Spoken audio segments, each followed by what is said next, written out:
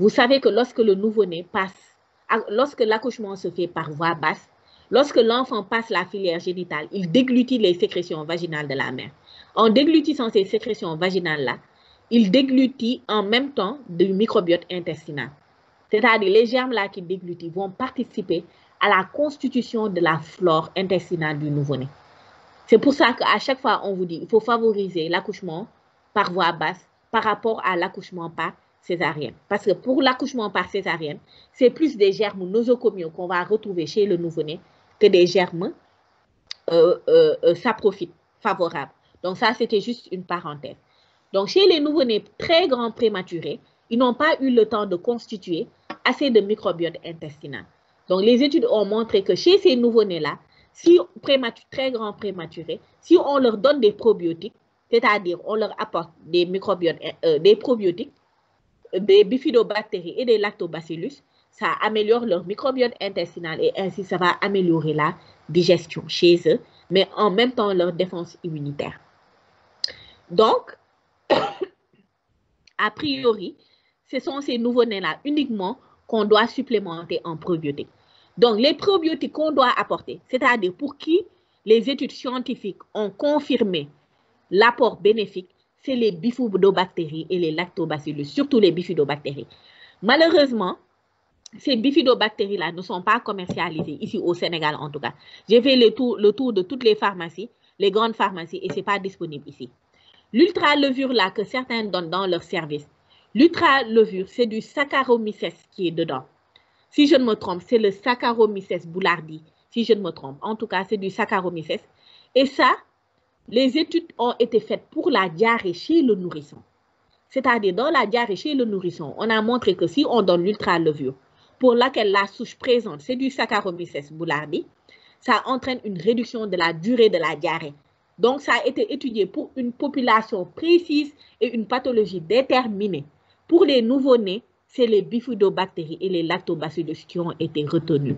Donc, ces bifidobactéries-là ne sont pas disponibles en conditionnement libre dans les pharmacies. A priori, ce qu'on peut utiliser, c'est le lactéol. Parce que dans le lactéol, ce sont les lactobacillus qui sont dedans.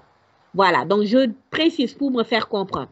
Normalement, on ne doit pas utiliser l'ultra-levure comme probiotique chez les nouveau-nés prématurés parce que vous allez lui apporter un germe pathogène et vous allez favoriser le développement de l'entérocolique chez lui. Donc, que faire si le nouveau-né maintenant a des besoins caloriques élevés? C'est-à-dire, vous avez un nouveau-né prématuré qui ne prend pas de poids sous lait maternel uniquement. Dans ce cas, vous allez enrichir le lait maternel, comme je l'ai dit plus haut. On doit enrichir le lait maternel et le lait de femme, c'est-à-dire le lait d'une autre femme, le lait féminin. Pourquoi? Parce que les 64 kilocalories là, pour 100 ml ne sont pas suffisants pour couvrir tous les besoins énergétiques de l'enfant. Donc, normalement, le lait artificiel, a priori, vous ne devez pas l'enrichir. Parce que le lait pour prématuré apporte 80 kilocalories dans chaque 100 ml. C'est capable de faire croître l'enfant comme il faut. Et la teneur en protéines également dans le lait artificiel pour prématuré est assez élevée. Ça va jusqu'à 4 grammes par kilo par jour pour couvrir les besoins de l'enfant. Donc, on doit enrichir que le lait maternel. On n'enrichit pas le lait artificiel. Donc, on enrichit le lait maternel pour le nouveau-né qui ne prend pas de poids, malgré le fait qu'on lui donne les besoins énergétiques dont il a besoin journalier, ou bien des enfants qui ont une pathologie qui entraîne une dépense énergétique trop importante, telle que la dysplasie bronchopulmonaire ou bien l'hypertension artérielle pulmonaire. Donc, comment on enrichit? Soit on enrichit avec des lipides en apportant 1 gramme dans chaque 100 ml, ou bien on enrichit avec des glucides, par exemple de la dextrine maltose, en apportant 1 gramme dans chaque 100 ml. Malheureusement, la dextrine maltose là n'est pas disponible en conditionnement libre ici dans nos pharmacies. Donc nous, c'est les lipides qu'on donne. Donc l'huile de tournesol là que vous donnez au bébé là, c'est des lipides que vous lui apportez. Donc normalement, vous devez calculer à partir des calories la quantité que vous voulez lui donner. C'est-à-dire, si vous voulez donner à cet enfant qui ne prend pas de poids, par exemple, 180 kilocalories par kilo par jour, il faut voir la quantité de liquide, ses besoins liquidiens en lait, combien de calories ça lui apporte. Et maintenant, le déficit, vous le compensez en lui donnant une émulsion lipidique. Donc, comment on surveille l'alimentation? Là, c'est la partie la plus, une des parties les plus importantes du cours. Je vous ai dit que le lait, c'est un médicament. Ce n'est pas une prescription banale. Donc, quand vous donnez du lait à un bébé, vous devez surveiller pour voir si ce lait-là est toléré ou pas. Donc, les critères de tolérance, c'est il faut voir si l'enfant ne fait pas de vomissements ou des régurgitations. L'abdomen, vous devez l'examiner avant d'administrer le prochain repas pour voir s'il n'y a pas des signes de mauvaise tolérance tels qu'une distension ou une CVC. Il faut apprécier les résidus. Pour les résidus, on doit apprécier l'aspect et le volume. L'aspect, normalement, c'est du lait qui doit revenir ou du sucre gastrique. Si l'aspect est bilieux, ça rentre dans le cadre des occlusions intestinales hautes.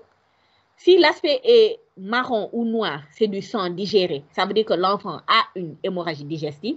Si c'est du sang rouge vif, ça veut dire qu'il y a une hémorragie franche, active de grande quantité qui se fait actuellement au niveau digestif chez ce nouveau-né-là. Ça, c'est sur le plan de l'aspect des résidus. Maintenant, pour le volume, normalement, les résidus doivent être inférieurs au tiers du volume de repas, au tiers de la quantité que vous avez donnée au bébé. Je prends un exemple simple. Si par exemple, vous avez donné 10 ml à 8 heures, quand vous revenez à 11 heures pour donner l'autre repas, c'est-à-dire 10 ml encore, et que vous tirez au niveau des résidus, vous devez avoir entre 0 et 3 cc. Ça veut dire que la quantité des résidus doit être inférieure au tiers de la quantité que vous avez donnée lors du repas. C'est ça qui correspond à des résidus qui ont été digérés. Si la quantité est supérieure au tiers du volume du repas, ça veut dire que l'enfant n'a pas digéré. En dehors de ça, il faut rechercher les autres signes de mauvaise tolérance. Par exemple, un enfant qui présente une détresse respiratoire brutalement au moment de l'alimentation ou qui fait une cyanose ou un malaise, ça veut dire qu'il a inhalé. Et dans ce cas, il faut faire une prise en charge adéquate. Maintenant, en dehors de ces éléments de surveillance de l'alimentation, ce qui montre que vous donnez à l'enfant les besoins dont il a besoin, c'est le gain pondéral. Comme dans la nutrition parentale, l'enfant doit gagner 15 à 20 grammes par kilo par jour. Tout ça, en fait, c'est pour guetter les signes d'entérocolite ulcéro-nécrosante chez le nouveau-né.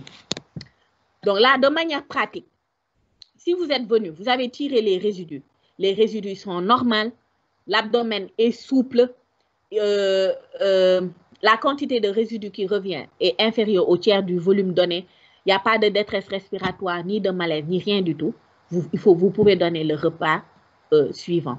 Par contre, si l'enfant a un abdomen qui est distendu ou si les résidus sont sales, il faut vous dire, ah, il fait sûrement une entérocolite. Donc, le premier bilan paraclinique que vous devez faire, c'est l'ASP. Maintenant, si l'ASP est normal, vous sautez ce repas-là, vous attendez le repas suivant. Mais par contre, si l'ASP est anormal et montre des signes confirment l'entérocolite, vous devez arrêter complètement l'alimentation et faire une nutrition parentérale.